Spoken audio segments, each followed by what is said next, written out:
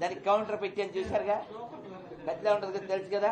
చెక్క ముక్క అస్సలు వద్దు, మూడు మేకులు అస్సలు వద్దు, పాపుల వాడమ్మ వాడు పాపిష్టి వాడమ్మ. అది ఎందుకండి? అది నిన్ను ఎవడనమన్నాడు? నిన్ను ఎవడనమన్నాడు రా?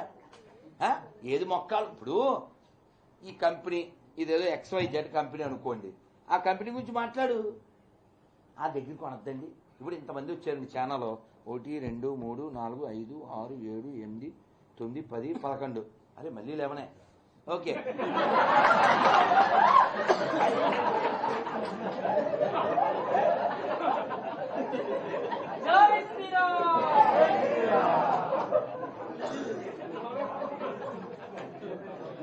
సరే. ఇప్పుడు ఇందులో ఏమండి, మీడియా మిత్రులు ఎవడైనా సరే, ఏమండి మా ఛానలే మంచిది, పక్కోడి చెడ్డదే అంటారా మీరు?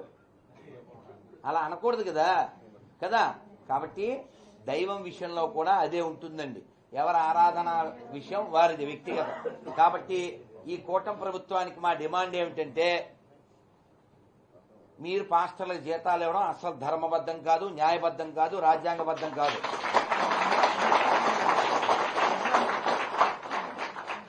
ముల్లాలకైనా సరే. ఎందుకంటే మసీదు వలన, చర్చి వలన ఈ రాష్ట్రానికి, దేశానికి వచ్చేది పిఓకేకి ఏమీ రాదు.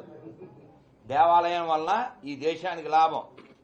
దేవాలయం హుండీ గవర్నమెంట్ ఆధీనంలో ఉంటుంది, దేవాలయాల భూములు గవర్నమెంట్ ఆధీనంలో ఉంటుంది, దేవాలయాల్లో టిక్కెట్లు పెడతారు, సిబ్బందిని పెడతారు, మమ్మల్ని ఇక్కట్లు పెట్టి ఇబ్బందులు పెడతారు. కాబట్టి మీరు దేవాలయాల్లో అయితే ఈ విషయంలో మనం త్రిబులార్ గారికి ఒక్కసారి గట్టిగా చప్పట్లు కొట్టాలి. రఘురామకృష్ణరాజు గారు ఓ మంచి మాట చెప్పారు ఇంటర్వ్యూలో. గుళ్ళో డబ్బులు మనం పట్టుకెళ్లి పూజారికి ఇస్తాం, అందులో గొప్పే ఉంది. కానీ మసీదు, చర్చి నుంచి కూడా డబ్బులు కలెక్ట్ చేసి వాళ్ళ జీతాలు ఇవ్వండి. ఆయన ప్రభుత్వంలో ఉన్నా కూడా మాట్లాడేది. కాబట్టి మనం మాట్లాడాలా వద్దా?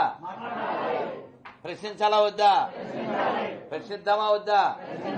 కాబట్టి నేను మీకు ఇచ్చే సలహా ఏమిటంటే, మీరు ధర్మానికి లాయల్గా ఉండండి. ఇది ప్రజాస్వామ్యం, అదేందా? For the people, by the people, of the people. కాబట్టి మనం మాట్లాడితే ధర్మం నిలబడుతుంది, మనం ఒక్కటిగా ఉంటే ధర్మం నిలబడుతుంది. సో నెయ్యి విషయంలో ఒక్క సలహా ప్రభుత్వానికి, అందరికీ. అఖిలపక్షం అంటారు కదా, మీడియాని పిలవండి తిరుమలకి.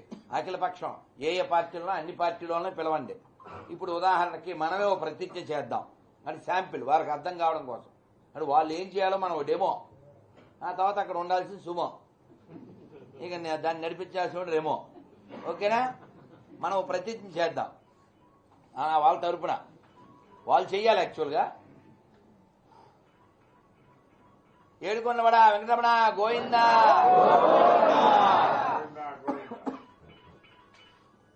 శ్రీ తిరుమల తిరుపతి వెంకటేశ్వర స్వామి కలియుగ దైవమని, కోట్లాది భక్తుల గుండె చప్పుడని, తెలుగువారికి ప్రాణమని మేము భావిస్తున్నాము. స్వామివారి వలన ఈ తెలుగు రాష్ట్రాల్లో, ఇతర రాష్ట్రాల్లో ఎన్నో విద్య, వైద్య, సంక్షేమ, సాంస్కృతిక కార్యక్రమాలు జరుగుతున్న మాట వాస్తవం. కాబట్టి స్వామివారి విషయంలో ఎవరు, ఏ పార్టీ వారు, ఏ కులం వారు, ఏ భాష వారు తప్పు చేసినా వారు శిక్షార్హులని మేము ప్రగాఢంగా భావిస్తున్నాం. బోలో బాలాజీ భగవానికి. నేను ఇంకా కటుగా చెప్దాం అనుకున్నాను, ఎందుకని అయిపోయింది. ఈ మాత్రం గాని వాళ్ళు చేయగలగాలి. ఎవరు కాదు, ఈ అఖిల పక్షం అందరూ వెళ్ళిపోవాలి. నేను మంచోడిని, నువ్వు మంచోడు కాదు అంటున్నారు కదా. ఇద్దరు మంచోళ్ళు, ఇద్దరు చెడ్డోళ్ళు వెళ్ళిపోవాలి. అదవుతుందా మీకు? ఖచ్చితంగా రాష్ట్ర ప్రభుత్వం తరపున కొందరు, ప్రతిపక్షం నుంచి కొందరు, అఖిలపక్షం అంటే అందరూ వెళ్ళిపోయి స్వామివారి ముందు మేము వెంకటేశ్వర స్వామిని నమ్ముతున్నామో వెంకటేశ్వర స్వామి విషయంలో ఎవరు తప్పు చేస్తే వాడు శిక్షింపబడుగాక అంటే ఇంకా కటువుగా చెప్దాం అనుకున్నాను, సస్తానని దాన్ని మినిమైజ్ చేశా.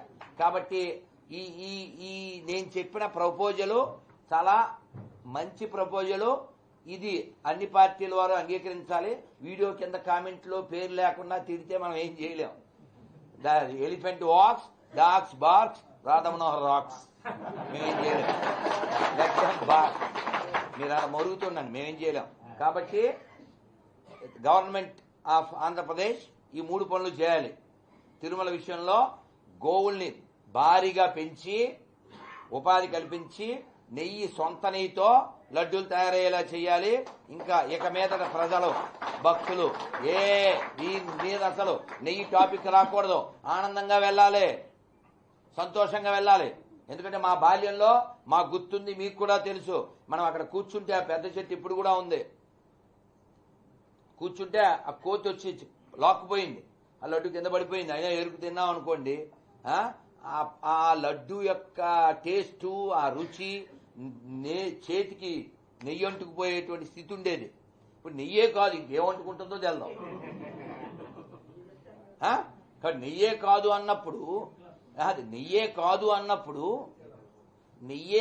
అన్నప్పుడు ఇంకా నేను మంచోడిని, క్లీన్ చిట్ ఈ పదాలు వాడచ్చా? ఎవరికో మర్డర్ జరిగింది అనుకోండి, ఎక్కడో చూసారా, బ్లడ్ కూడా రాలేదు, ఎంత బాగా చెప్పి అలా లేదండి. అది మర్డర్ జరిగింది, అన్యాయమని మాట్లాడట్లే. చూసారా, బ్లడ్ కూడా రాలేదు, బాగా చెప్పేసాం అంటే ఏమన్నా బాగుందా? అలా ఉంది. అందుకని ఏపీ గవర్నమెంట్ నెయ్యి విషయంలో శాశ్వత పరిష్కారం చేస్తే వారికి, వారి పార్టీకి, వారి కుటుంబానికి, ఈ దేశానికి కూడా చాలా మేలు జరుగుతుంది. అది నెంబర్ 1. కావాలితే నేను ఆల్రెడీ భానుప్రకాష్ రెడ్డి గారు ఏదో రేపు ఏప్రిల్లో ఈ గోవుల మీద ఏదో సదస్సు పెడతానని చెప్పారు ఆయన. సో సాధువులతో, పీఠాధిపతులతో ఏదైనా కమిటీ వేయండి తిరుమల విషయంలో, నెయ్యి విషయంలో ఏం చేద్దామని చెప్పి. ఒక్క విషయం అండి, ఇక్కడ అందరూ ఒప్పుకుంటారని అనుకుంటున్నాను. శ్రీవారి సొమ్ము తిన్నవాడు ఏ పార్టీ వాడైనా వాడి కుటుంబం మట్టి కొట్టిపోతుంది. అవునా కాదా? ఎంత బొచ్చుడు ఇది అచ్చ తెలుగు. మరి కాబట్టి స్వామివారి పేరు చెప్పి మేం తిందాం అని ఎవడో అనుకోకండి. ఎందుకంటే ఎవడు ఉండడం కుదరదు. నేను చాలా కఠినంగా చెప్పాను. అక్కడ ఉన్నవాడు వెంకీ, పెట్టుకున్నవాడు కల్లా పగిలింది టెంకే. Don't behave like a monkey. అందుకని స్వామివారి సొమ్ము ఎవడు తిన్నా నశించిపోతాడు. అలాగే తిరుమలకి ఎవడు పడితే వాడు వచ్చేస్తున్నాడు, ఆడి ఇష్టం వచ్చినట్టు బిహేవ్ చేస్తున్నారు, అవన్నీ జరుగుతున్నాయి. కాబట్టి కింద ఎయిర్పోర్ట్ లో స్కానర్ పెడతారే, అలాగా ఆ స్కానర్ పేరు వరాహస్వామి. పెద్ద వరాహస్వామిని మనం ఆ చెకింగ్ పాయింట్ అవగానే బయటకు వస్తాం కదా, మన కారులో బైక్లో ఏదో ఎక్కుతాం కదా, ఆ బ్యాగ్ తీసుకుని అక్కడ పెద్ద వరాహస్వామి పెట్టాలి. ఆయన గుళ్ళోంచే వెళ్ళాలి, ఆ బొట్టు పెట్టుకునే వెళ్ళాలి, చెరగోపం తీసుకునే వెళ్ళాలి, దండ పెట్టుకునే వెళ్ళాలి. బొట్టు లేకపోతే మెట్టు కూడా ఎక్కనివ్వం. అదేందా? ఎవడు తిరుమలకు వచ్చినా పెట్టండి బొట్టు, పెట్టకపోతే ఎక్కకండి మెట్టు. అయినా వినకపోతే అప్పుడు సూపర్ హిట్. అర్థమైందా నాన్న? ప్లీజ్ నాన్న, చాలా సంతోషం నాన్న. మీడియా మిత్రులారా, మీరేమన్నా అడగదలితే అడగండి, వీళ్ళతో మాట్లాడమని. మీ హేమంత్ అందరికి కార్డులు అవి అందినయా నాన్న? ఎవరికైనా కార్డులు, ఏకాదశి పేపరు, గొర్రెల పేపరు 3 రకాలు వస్తాయి, తీసుకోండి. తర్వాత తీసుకోండి, పర్లేదు బయట పెట్టాం. ఇప్పుడు ఒకవేళ రాకపోతే జనార్దన్ నాన్న చూసుకోండి నాన్న. అమ్మ అదిగో ఒక్క నిమిషం, అదిగో దాని నుంచి అదే తల్లి ముందే చెప్పింది నాన్న, వినండి ప్లీజ్.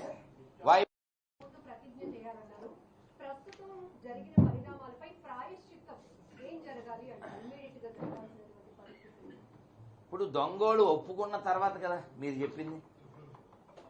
అసలు ఇప్పుడు నేను ఆల్రెడీ ఉదాహరణ కూడా ఇచ్చాను కదా, బ్లడ్ రాలేదు అంటుంటే, మర్డర్ జరిగి శవం అక్కడ ఉన్నా సరే, బ్లడ్ రాలేదు బాగా చచ్చిపోయింది అంటుంటే మనం ప్రాయశ్చిత్తం దాకా ఎలా వెళ్తాం? అది కాదమ్మా, అది ఆయన ఫీల్ అయ్యి ఆయన చేశారు. అక్కడ ఫీల్స్ లేవే. డీల్ అయితే హీల్ ఉంటుంది. అటు ఇప్పుడు ఇది అందరూ అఖిలపక్షం వచ్చి స్వామివారి దగ్గర అందరూ కలిసి ఈ రాష్ట్ర ఈ రాష్ట్ర ప్రజల తరపున ఏమన్నా చేస్తారా? మనం ప్రపోజల్ పెడదాం. Is it possible? మీరు మంచి ఆలోచనేనమ్మా. I'm ready if they are ready కదా.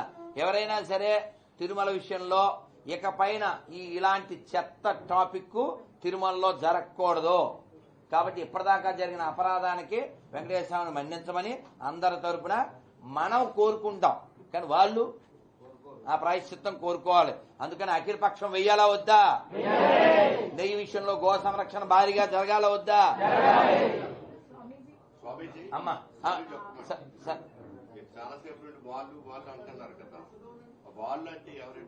ఎవరు దోషులైతే వాళ్ళు గవర్నమెంట్ ఏంటన్నా నేను భావించలేదు కాదు సార్. ఇప్పుడు మనం చెక్ చేయలేదు కదా సార్. ఎవరు దానికోసం సిట్ వేశారు వారి నుంచి వచ్చిన రిపోర్ట్ బట్టి మనం. అది కాకుండా మీరు ఇందాక వాడిన ఆ వాళ్ళల్లో ఒకరు అవును సిట్టు, నేను కూడా ఆ సిట్టే చెప్తున్నాను. మన సొంతం ఏం మాట్లాడతాను సార్? మీ జేబులో ఏముందో నేనేలా చెప్తాను, నా జేబులో ఏముందో మీరేలా చెప్తారు? వాళ్ళు కదా ఇవ్వాల్సింది, వాళ్ళు ఏమిచ్చారు మీరు చదివే ఉంటారు కదా, అంతే. Depend on SIT report we have to discuss. అమ్మా నన్ను ఒక్క నిమిషం వినాలి. మహిళల్ని కూడా కొన్ని సందర్భాల్లో దూషించినవి ఉన్నాయి. అయితే ఇప్పుడు వాళ్ళ తల్లి గారు మిమ్మల్ని మధ్యాహ్నం కలిశారని చెప్పారు. మీరు ఏం మాట్లాడారు ఆవిడతో? అమ్మ కదా, అమ్మతో ఏం మాట్లాడతాం? అమ్మ బాగున్నారా అని అడిగాం, పిల్లలు ఎంతమంది అని అడిగాం. ఇద్దరని చెప్పారు, ఒక అబ్బాయి పేరే చెప్పారు. ఆ ఇంట్లో ఉండే అబ్బాయి మరి పెళ్ళి అవ్వాలన్నారు. ఏదో తాడో మాలో ఇచ్చాను, రుద్రాక్షో ఏదో ఇచ్చాను. అదే వాళ్ళ ఆయన గారికి బాగోలేదు అని చెప్పారు. ఆయనకి ఏదో కరుంగళ మాల ఏదో ఇచ్చాను. అమ్మ బాగుండాలని కోరుకున్నాను. అందుకంటే మనం ఏం చెప్తాం? అంటే అవినాష్ అలా మాట్లాడడానికి ఏంటి? అంటే వాళ్ళ మదర్ ఎప్పుడైనా ఏమైనా చెప్పారా? మీతో ఎప్పుడైనా సంభాషించారా? ఇదే మొదటిసారా? ఇప్పుడే అమ్మ, మాకు తెలియదు. మేమేదో కార్యక్రమానికి వెళ్ళాము, ఎవరో వచ్చి చెప్పారు ఆవిడే అని చెప్పేసి వెళ్ళే ఏదో ప్రసాదం ఇచ్చాము అంతవరకే. ఆ ప్రసాదం ఆవిడ అయ్యో అదేమిటి, ఆవిడ 10 ఏళ్ల నుంచి ఆ మఠానికి వస్తుంది అమ్మ. ఇప్పుడు ఒక మాట కూడా చెప్పొచ్చాను అక్కడ, ఏంటంటే పిల్లల్ని కనగలం కానీ వాళ్ళ తలరాతలు కనలేం కదా. సో అలాంటి విషయం ఆవిడ నోరిప్పి వాళ్ళ అబ్బాయి పేరు చెప్పలేదు. సో ఒక తల్లి కదా మనం, అంతకంటే ఆవిడని మనం నేనేమి ఆ విషయం అతని ప్రస్తావన ఏం తేలేదు. ఎంతమంది పిల్లలమ్మా, ఏం చేస్తుంటారు అది అడిగాను. ఆవిడ అక్కడికి వస్తుందని చెప్పారు. ఒక తల్లిగా మనం భావిస్తాం. అతను దిగజారుడు కాబట్టి మనం దిగజారలేం కదా, ఇంకా అంత అంతే. కానీ అతను మారాలని కోరుకుంటాను. వాళ్ళ నాన్నగారు పరిస్థితి మంచం మీద ఉంది కాబట్టి త్వరలో వచ్చి తల్లిదండ్రుల యొక్క సేవ చేసుకోవాలని కోరుకుంటాను.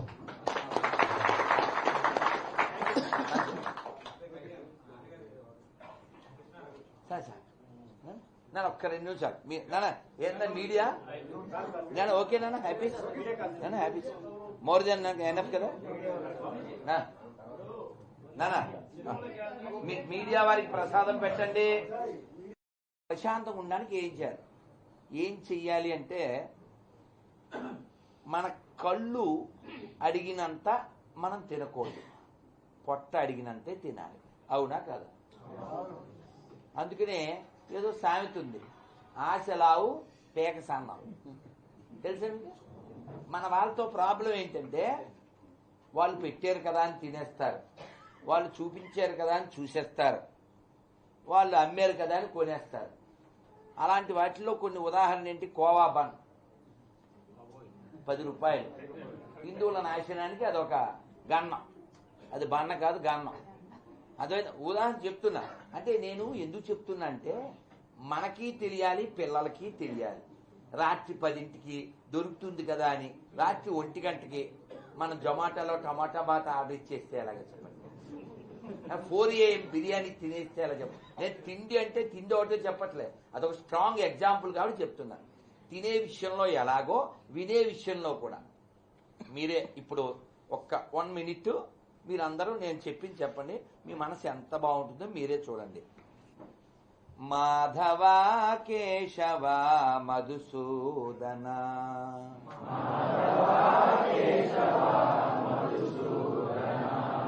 మాధవ కేశవ మధుసూదన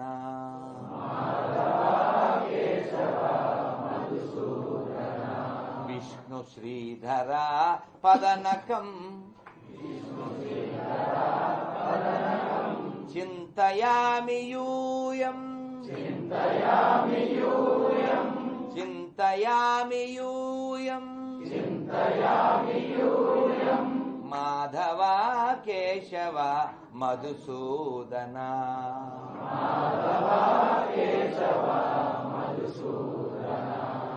మాధవ కేశవ మధుసూదన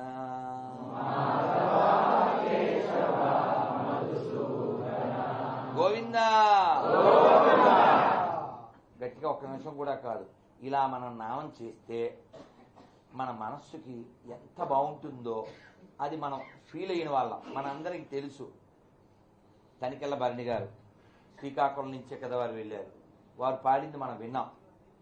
ఆటగదరా శివ ఆటగద కేశవ ఆటగదరా శివ ఆటగద కేశవ ఆటగదరా నీకు అమ్మ తోడు ఆటగదరా శివ ఆటగద కేశవ ఆటగద జననాలు ఆటగద మరణాలు మధ్యలో ప్రణయాలు ఆట నీకు ఆటగద పంతాలు ఆటగద పంతాలు ఆటగదరా శివ ఆటగద కేశవ ఆటగదరా నీకు అమ్మ తోడు.